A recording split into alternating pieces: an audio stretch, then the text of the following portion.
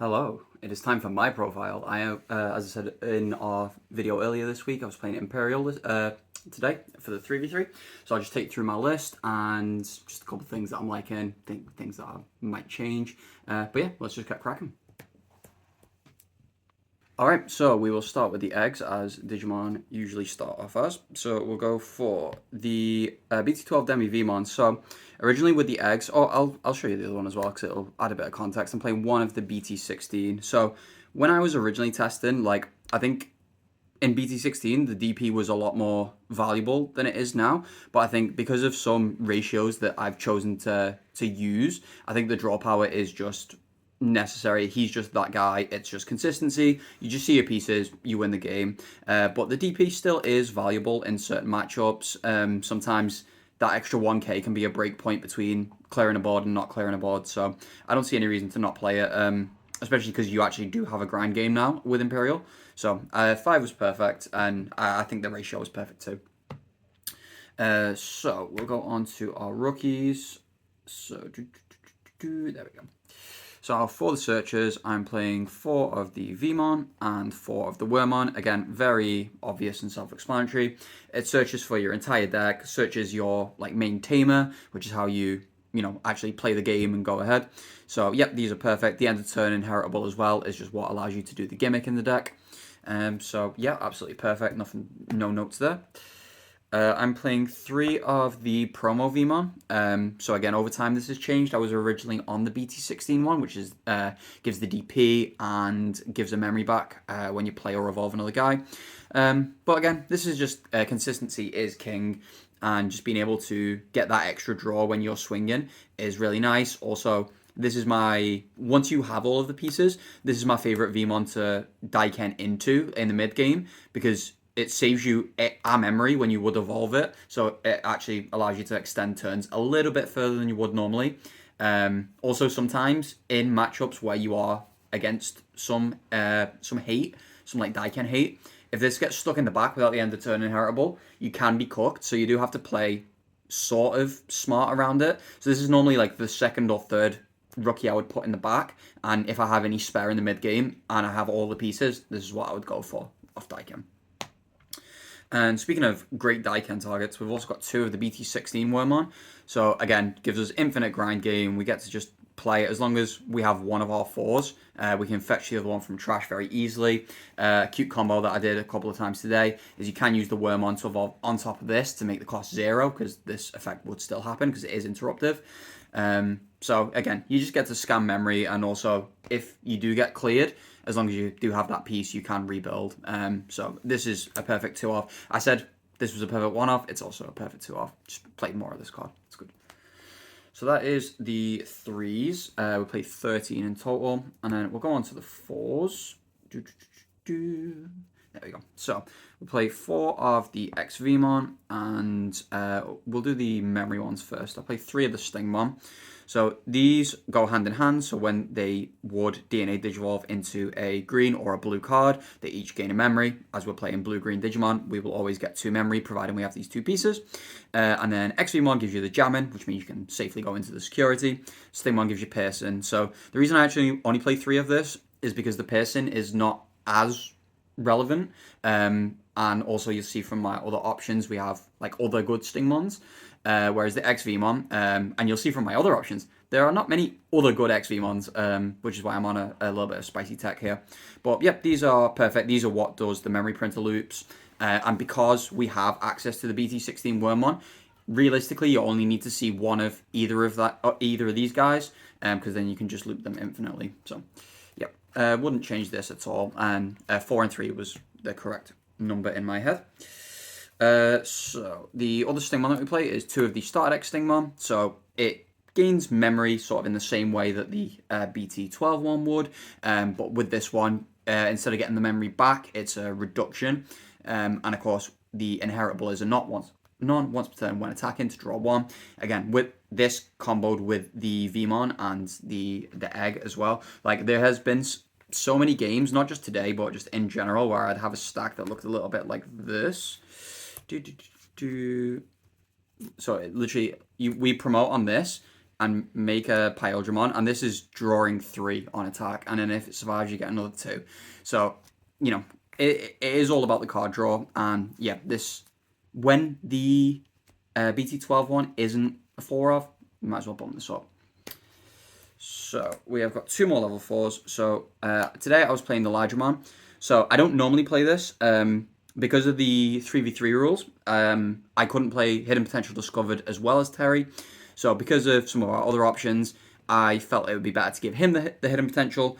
And I had 1 spare slot. So instead of being able to decide one way or another, I was just like, I will play the card that A, lets me fight for board, B, it's Pomamon, Pillamon Hate, and C, it's also both colours. So it just is more consistent access to both. But yeah, he was okay today. Used him a couple of times, but nothing special. And go back to playing HPD when the 3v3 is done. And my 1 spicy tech is the Seadramon. So with the Seadramon, it of course has jamming, which is kind of why we play the other XV. It gives you, you know, that safety and security. But also having Rush is really, really nice. So with, again, some options at the level 6, you get to free play this out. So if you are missing a check, you can just swing with Rush and sometimes can win the game.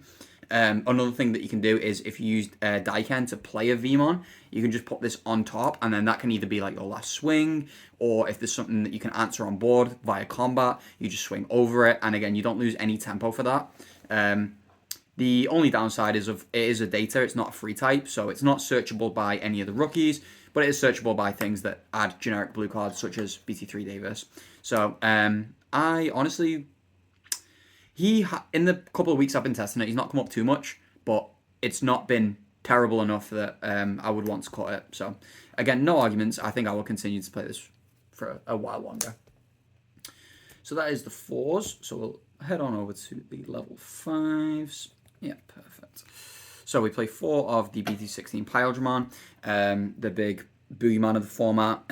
Nobody likes this card. It's just it does what it does. So it has partition. So if it would be removed, you can spit out your level 4s. Funnily enough, you can spit this out from partition, and it has Rush. And the when Digimon effect to suspend the board if you have or for any Digimon that has fewer or equal sources, and then if DNA Digivolving, you will lock down the board so it can't unsuspend. Again, it is just very frustrating to play against. Just being able to put on that pressure every turn, or sometimes make 2 of these in a turn. It's just, yeah, that's what makes the deck go. It also has the when attacking of suspending a Digimon, and then if nothing is suspended, you can unsuspend it. So it just gives you that extra bit of aggression. And generally, if everything's gone to plan, everything will be sideways anyway. So it's always like a 2-checker, usually. Then for our supplementary level 5s, we're running 2 of the ST9 Imperialdramon. So again, a bit more Floodgate hate, with the when Digivolving to bot deck a 6k or lower if it is DNA Digivolving. And then when attacking, that's the unconditional unsuspend. So, you know, he is been a good servant to us for many years, but he has just slightly been power crap now. But the removal, again, it does come up. It's very nice. And speaking of removal, our last one was the 1 Dino Bee from BT12. So this was a new inclusion. It's kind of, because I was originally playing 3 of the Start Deck 9 one. I started playing this one just for an extra bit of variety. Being able to suspend something, gain DP, and then be able to attack over it is really nice. Again, it combos with a few things that we'll go over in a little bit. Also, the inheritable, to when it deletes something in battle, it can burn a security. So the reason that I went for this was just because if there were any hybrid players or, you know, any ancient players, we kind of want to burn their tamers out of security. We don't want to give them very much advantage. Yeah, Danabi has always been a good card. I think, again, it did really well today, so keep it in. We'll go on to our 6s. So we have 2 of my beloved Memory Printer, ST9 Dragon Mode. So again, this is one of the ways that you can spit out the Seadramon to have Rush, because you get to play a level 4 or lower blue card and a level 4 or lower green card from the sources without paying the cost. So again, it allows you to make an extra level 5. You gain 2 memory back if you have both of the Memory Printer and level 4s. Also, being able to bring out a searcher or a rookie is also nice sometimes if you need to keep a keyword or if you need to diversify your levels. Say, for example, if you are playing against Ancient Garurumon, you can like have this on board next to a 4 that you spit out and a 3. So when the Ancient Guru swings or what does its on player when the Joven effect, it'll take 3 rather than anything that you might want to preserve. So yeah, very flexible card. Always been good. I've been telling you this for over a year now. Yeah, perfect. And then the new edition is we play 2 of the BT17 Dragon Mode. Absolutely belligerent card. It is the Riot Vanguard of my deck. It just says you cannot cheat. Being able to evolve into a fighter mode just to remove realistically anything in the game is just very bananas when your opponent does decide to cheat. Also gives this deck some tamer interaction, so one of the big things that swings the Tyrant matchup, as well as having Davis Ken, but being able to tap and suspend the Izzy is like massive. Again, I didn't play any of those today, but this card is just a house, and I think these are the perfect Dragon modes to play. I have been quietly murmuring about BT12 Dragon mode. I think that card can do something, but for the tournament, we just played it safe, and yeah, these cards are great. For our final level 6s, we played 3 of the Fighter Mode Ace. So, as we were saying, the BT16 guy allows you to warp into this, because it's Fighter Mode in name, it doesn't go into the Paladin mode, sadly. But this, being able to bot deck anything with fewer or equal sources, as I was saying, if everything's going to plan, it realistically gets rid of anything in the game. Also is a 2-checker as well, because at end of attack it will allow you to unsuspend, and also bot deck a suspended Digimon should you have the Dragon mode in sources, which 9 times out of 10 you will. Yeah, great card. What a house. And then finally our last Digimon is the one level 7, the Paladin mode Ace. Again, this card is just a monstrosity. It shouldn't have been printed, but yeah, we hate purple out here. Boo!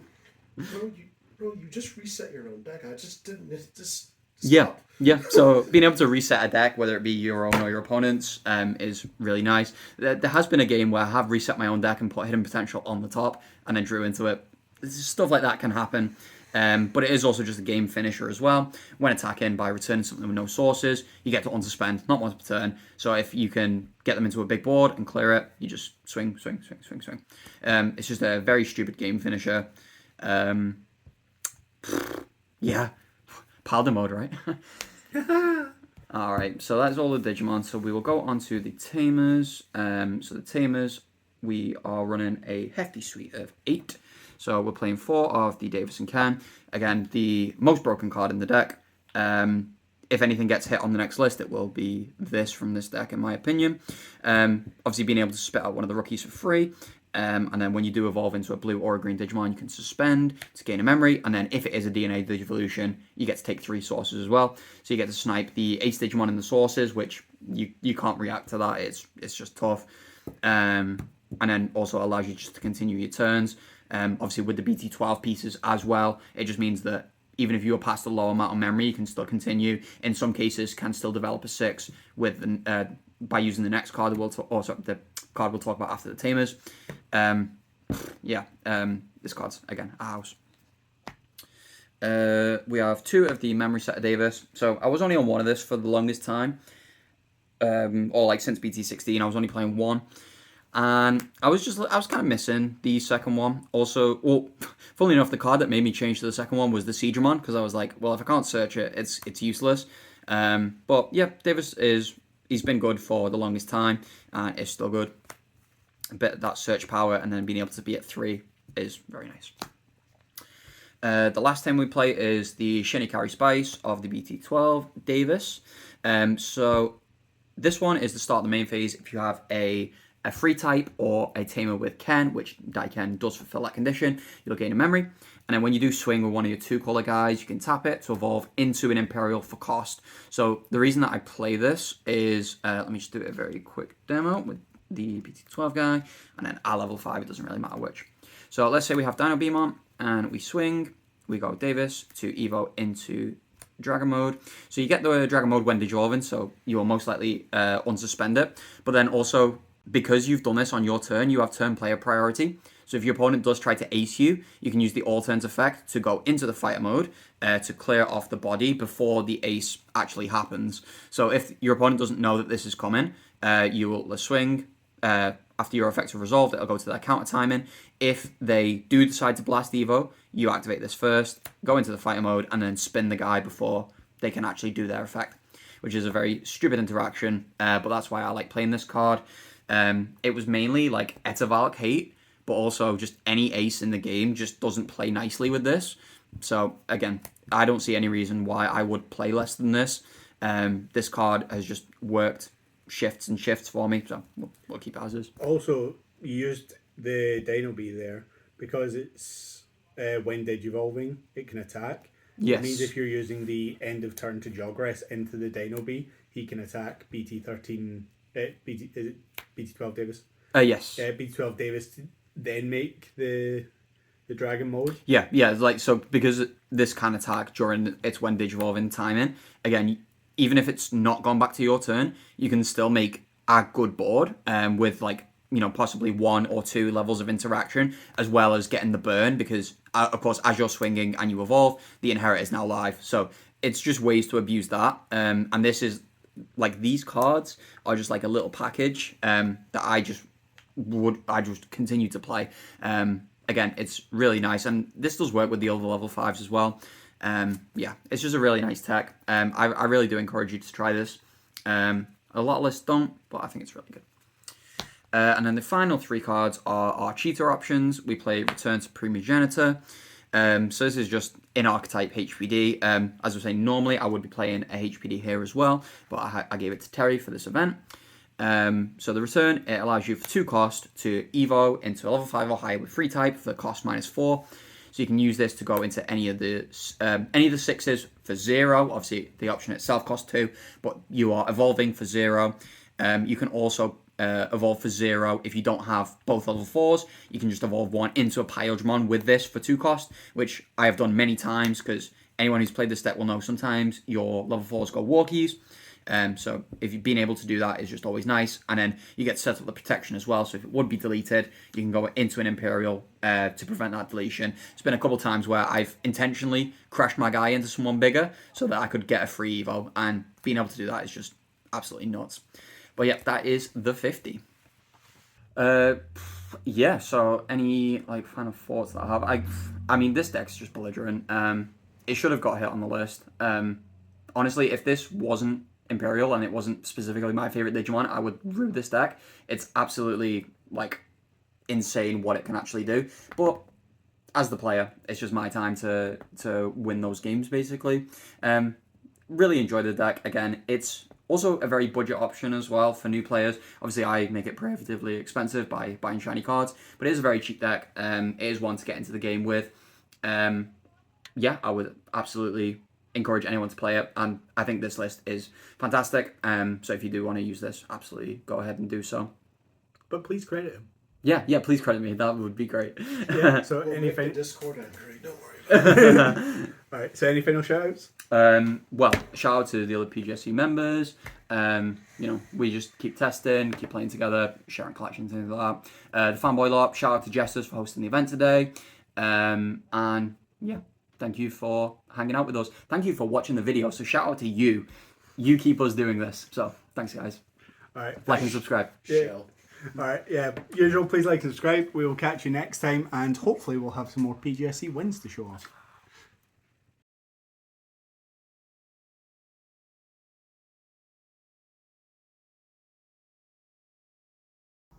Shh, not a zombie channel.